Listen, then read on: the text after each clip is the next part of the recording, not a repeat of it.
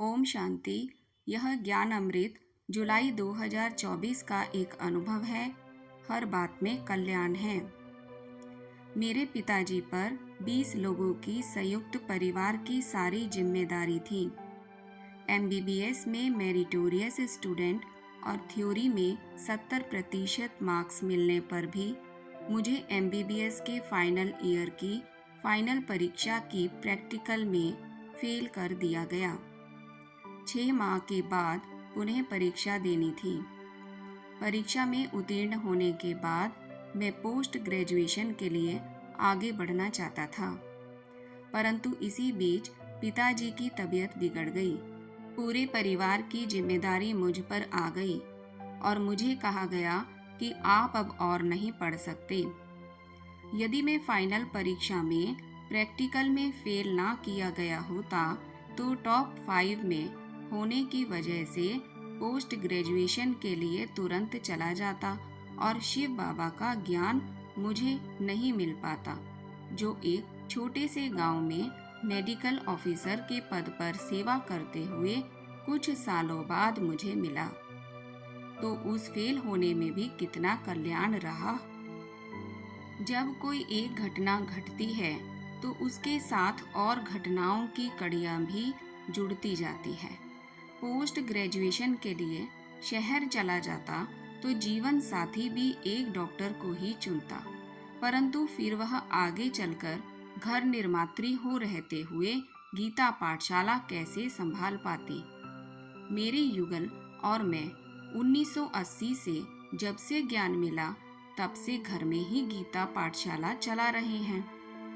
ईश्वरीय ज्ञान में आने के पहले हमारे 2 बेटों का जन्म हो चुका था। उनकी भी पढ़ाई लिखाई गांव में हुई और आज वे अपनी मेहनत और लगन के बलबूते से अपने अपने क्षेत्र में टॉप पर हैं। बड़ा बेटा कुछ साल लंदन में रहकर न्यूयॉर्क में चला गया, जहां उसे 2 बार अमेरिका के नंबर 1 कार्डियक सर्जन का अवार्ड भी मिला है। छोटा बेटा भी न्यूयॉर्क में बीटेक अमेरिकन एक्सप्रेस का वाइस प्रेसिडेंट 7 देशों का चीफ है। ईश्वरीय ज्ञान मिलने के बाद तो हर बात में कल्याण ही कल्याण होता रहा। कदम कदम पर बाबा की मदद के सुंदर अनुभव होते रहे। हमारी लौकिक माता भी ईश्वरीय ज्ञान में चलने लगी थी। माता जी को बहुत साल से दमे की बीमारी थी।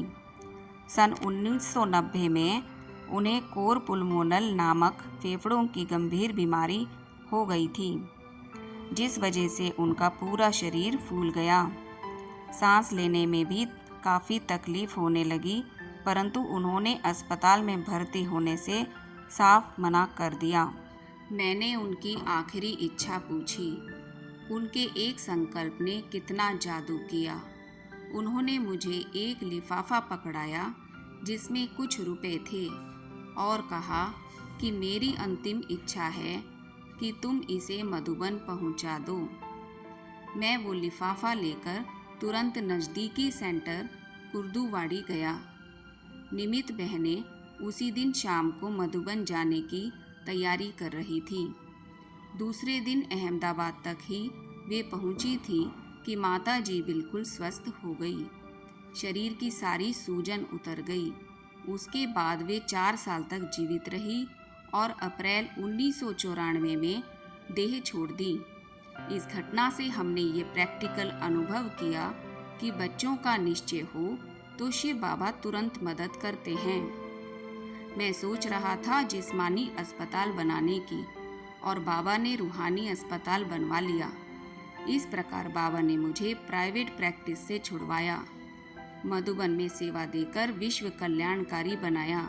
जमीन भी सदा के लिए ईश्वरीय सेवा में समर्पित करवा ली। इस तरह मैंने देखा कि संगम युग में हर बात में कल्याण ही कल्याण समाया हुआ होता है। ओम शांति।